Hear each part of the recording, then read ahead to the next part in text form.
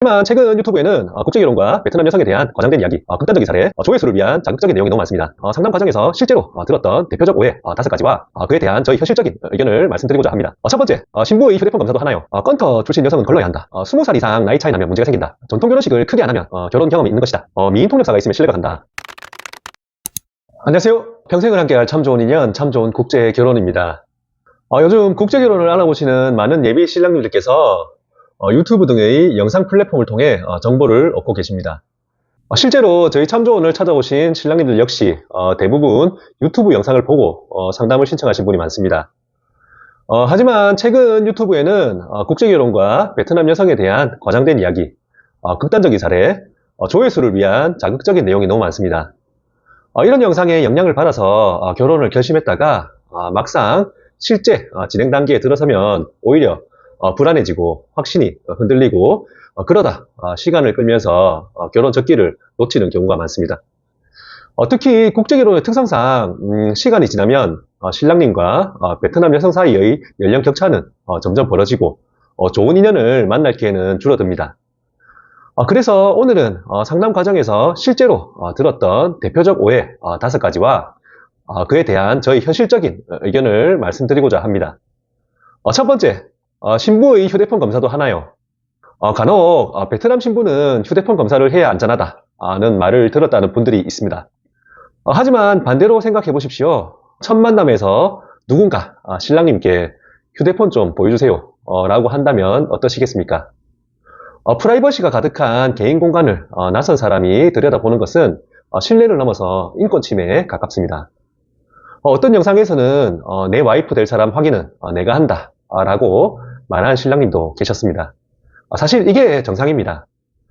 신부의 사생활 확인한다는 명목하에 사진첩, 휴지통까지 들여다본다면 그건 결혼 준비가 아니라 불신의 시작입니다.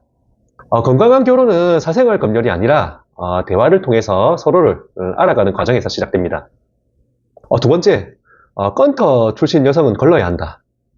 최근 상담 중에 한 신랑님께서 건터 출신 여성들은 한국 남자와 결혼하려고 지나치게 적극적이니까 피해야 한다는 이야기를 들었다고 하셨습니다. 저도 처음 듣는 말이었습니다. 일부에서 그 지역 여성들이 한국과의 결혼을 단순히 이민 수단으로 활용하려 한다고 표현하기도 하지만 이는 사실과 거리가 멉니다. 과거 국제결혼이 활발했던 몇몇 지역의 사례를 누군가가 임의로 일반화하면서 생긴 오해에 가깝습니다. 건터 지역이 국제결혼 사례가 많았던 건 맞습니다. 그러나 그 이유는 단순합니다. 대부분의 한국 업체들이 접근하기가 쉽고 현지 인프라가 갖춰져 있어가지고 결혼 절차가 원활했던 지역이기 때문입니다. 즉 환경적 요인 때문이지 지역 여성들의 성향 때문이 아닙니다. 사람은 지역으로 판단할 수 없습니다. 어디 출신이냐 보다 어떤 사람인지, 가치관은 어떤지, 결혼에 대한 태도가 어떠한지가 훨씬 더 중요합니다. 세 번째, 20살 이상 나이 차이 나면 문제가 생긴다. 국제결혼에서는 10살, 20살, 많게는 30살 차이도 있습니다. 하지만 나이 차이 자체가 문제의 원인이 아닙니다. 제가 실제로 알고 있는 한배 부부 중에는 27살 차이, 23살 차이, 26살 차이 부부들도 계십니다.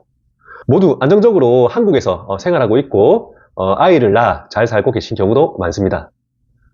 국제결혼은 통계적으로도 장기 황혼에 대한 자료가 많지 않기 때문에 더 중요한 것은 앞으로 함께 살아갈 20년, 30년 후의 현실을 얼마나 객관적으로 준비하고 있는가입니다.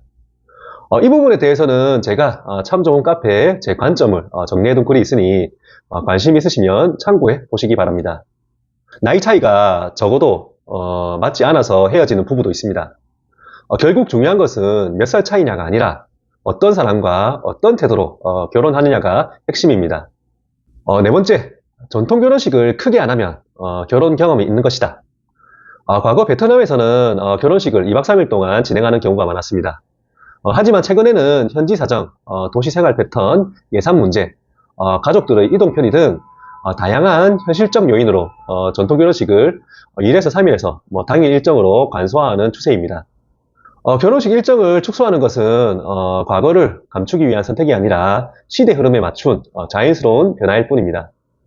저희 참 좋은의 결혼식도 대부분 가족들과 전날 전야제를 하고 결혼식은 다음날 당일 일정으로 깔끔하게 진행됩니다.